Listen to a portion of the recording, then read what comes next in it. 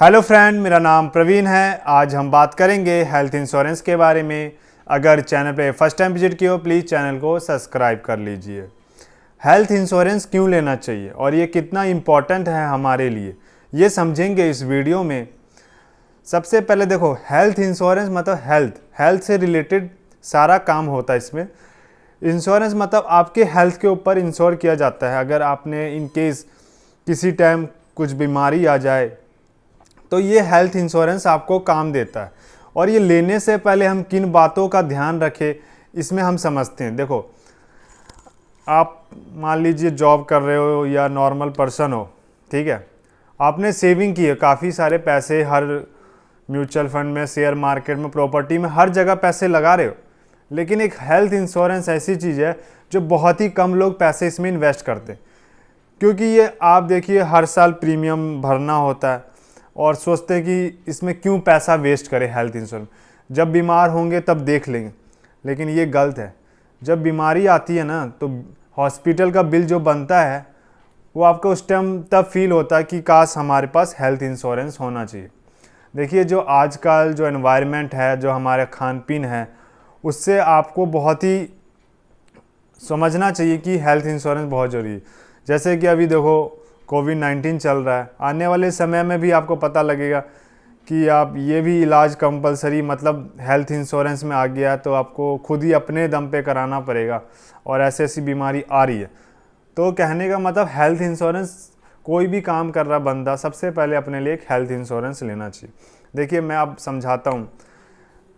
Health insurance में यही है, अगर आप इन केस कुछ भी हो जाए, ठीक है, आप फैमिली के बैकबोन हो, मतलब सिंगल पर्सन जॉब कर रहे हो, आपके बच्चे हैं, वाइफ है, तो आप उनके हिसाब से उन्हें हेल्थ इंश्योरेंस देना चाहिए। मतलब अपने लिए कि आप ऑफिस जाते हो, चाहे कुछ भी इन केस कुछ भी हो जाए, तो आप ये देखो जो जॉब कर रहे हो रेगुलर, आप सेविंग भी कर रहे हो, और उन पैसे जब हॉस्पिटल का बिल बनेगा तो आप उनको कवर नहीं कर पाओगे हेल्थ इंश्योरेंस में।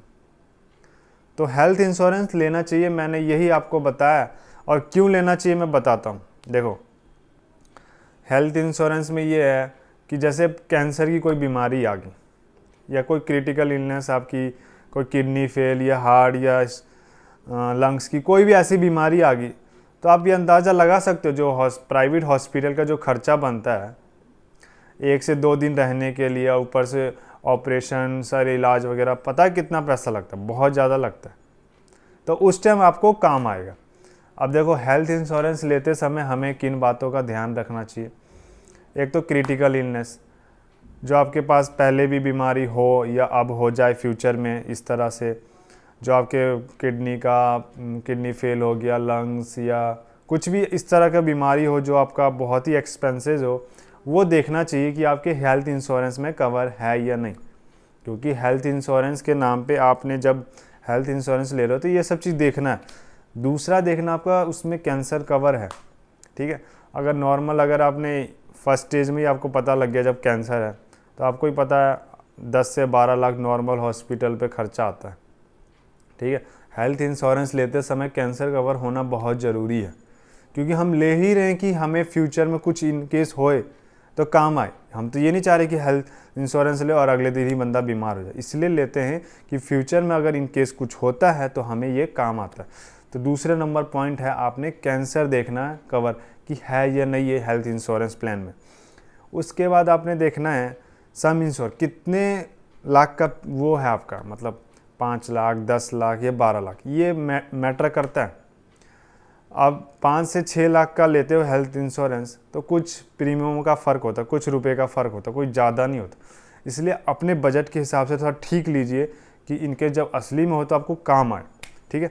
दूसरा आता है NCB, नो क्लेम बोनस। ये ज़रूर देखें कि अगर आपने उस साल हेल्थ इंश्योरेंस लिया है और कोई क्लेम नहीं आया उस साल, तो कंपनी क्या करती है इसमें इंसेंटिव की तरफ से, मतलब आपका जो इंश्योर अमाउंट है वो थोड़ा बढ़ा देती है कि आपने इस साल कोई क्लेम नहीं लिया तो अगले साल इसका जो 10 लाख था वो 11 लाख हो जाए, इस तरह से कोई इंसेंटिव देती है। तो ये भी आप देखिए हेल्थ इंश्योरेंस में आपका कोई कंपनी है जो दे रही है तो इनमें NCB कवर होता है क्या नहीं, इसको बोलते हैं नो क्लेम बोनस।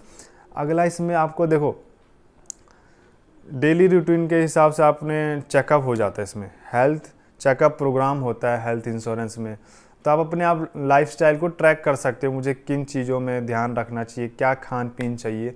तो ये भी होता है जब हेल्थ इंश्योरेंस बंदा लेता है, ये नहीं देखता कि मैंने बीमार होना और मैंने क्लेम ले लेना।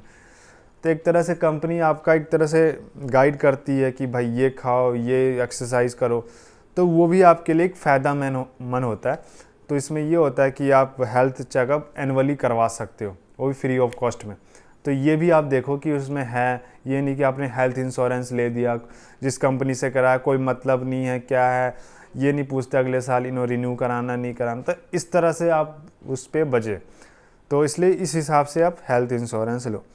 और मेरा अगला पॉइंट है वेटिंग पीरियड। अगर आपको पहले से ही कोई बीमारी है तो जिस कंपनी में आप हेल्थ इंश्योरेंस ले रहे हो तो उनसे पूरा अच्छी तरह जानकारी ले ले कि भाई मुझे ये बीमारी, आप उन्हें छुपाए ना।